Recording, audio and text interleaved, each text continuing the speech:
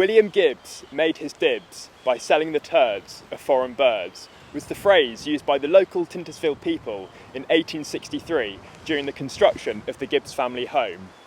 The Gibbs traded in wine and wool, but predominantly guano. Despite this, the estate dates back to the 1500s, and today we'll be exploring the site's landscapes and why you should visit.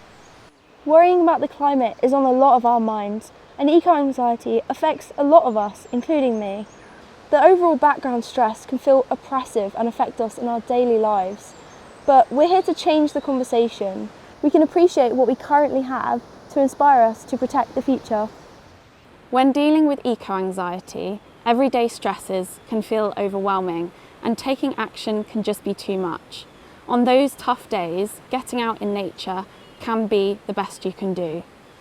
Visiting properties like Tyntesfield supports the conservation experts protect our woodlands such as our ancient trees.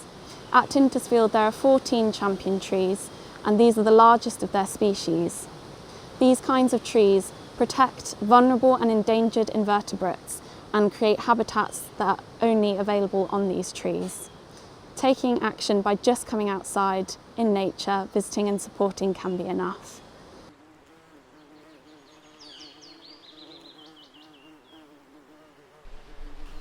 We may get caught up in our busy lives, but it is very important to connect and admire the beauty of natural areas.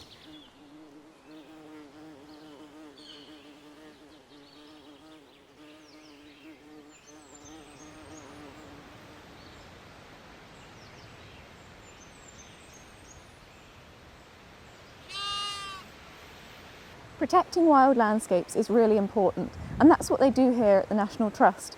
But it's not just about protecting spaces for wild things, but for people too. They embody the phrase community landscape. Whether you're a wild thing, a human, a guest, a visitor, you are welcome and you are home here at the National Trust.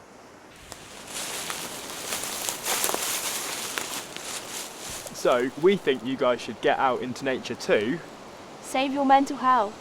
Protect our ancient woodlands. Be part of your wild community. Way!